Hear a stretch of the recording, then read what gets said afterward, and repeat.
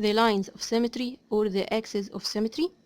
بالنسبة للسكوير في عندي ال number of line of symmetry is 4.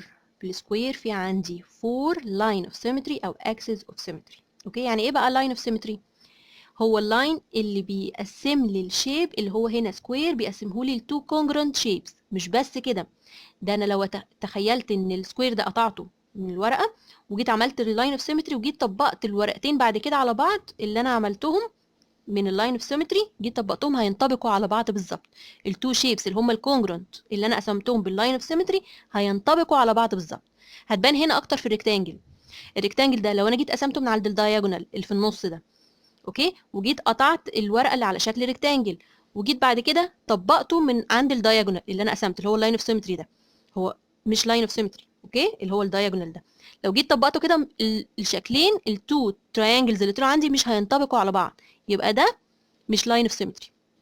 اوكي، التو diagonals في الريكتانجلز مش لاين اوف سيمتري.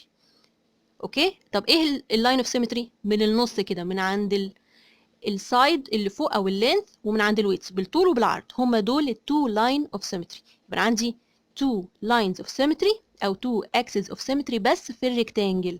اوكي، يبقى السكوير 4 الريكتانجل 2. اوكي، lines of symmetry او axis of symmetry. طب بالنسبه للرمز، لو تخيلت كده عملته بالشكل ده وجيت طبقتهم على بعض مش هينطبقوا. الشكلين اللي اتعملوا دول هم congruent، اللي طلعوا دول التو فيجرز اللي طلعوا congruent، بس ده مش line of symmetry. نفس الكلام لو جيت عملته من الشكل ده باللاين ده هيبقى غلط، مش line of symmetry. اوكي، التو فيجرز congruent بس ده مش line of symmetry او مش axis of symmetry. ايه بقى التو axis of symmetry of الرمز؟ اللي هما التو diagonals. اوكي، يبقى انا عندي two line of symmetry او two axis of symmetry بس للرمز. بالنسبه للباراليلوجرام ما عنديش ولا line of symmetry.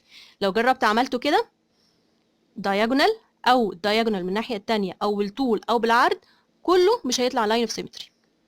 التو شيبس اللي هيطلعوا عندي، التو congruent shape اللي هيطلعوا عندي مش هينطبقوا على بعض.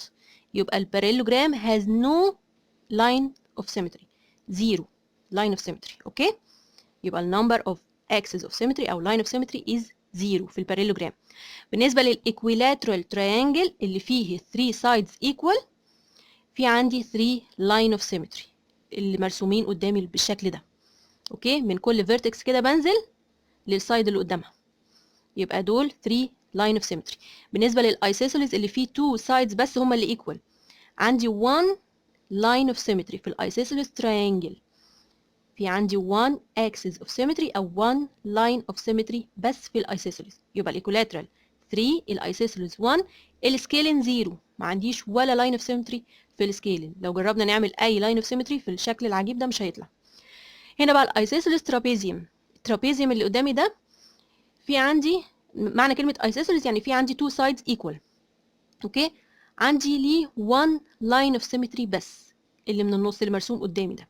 أوكي، يبقى الايسوسيلز ترابيزيوم 1، اي ترابيزيوم تاني 0، اللي هو السكيلين ترابيزيوم او اي ترابيزيوم تاني غير الايسوسيلز ترابيزيوم 0، ما عنديش ولا لاين اوف سيمتري.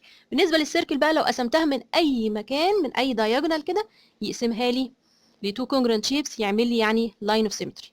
يبقى عندي infinite number of line of symmetry في الايه، في السيركل. اوكي، infinite number يعني نمبر كبير جدا. هنا بقى التو شيبس اللي قدامي الاي بي سي دي بيقول لي ان هو سكوير، والسكوير اللي جوه اللي هو اكس واي زد ال برضو سكوير. اوكي، بيقول لي draw line of symmetry او lines of symmetry for the two squares. لازم ارسم lines of symmetry تقسم لي التو شيبس. هو عندي لاي سكوير فيه 4 line of symmetry، يبقى انا هرسم ال 4 line of symmetry.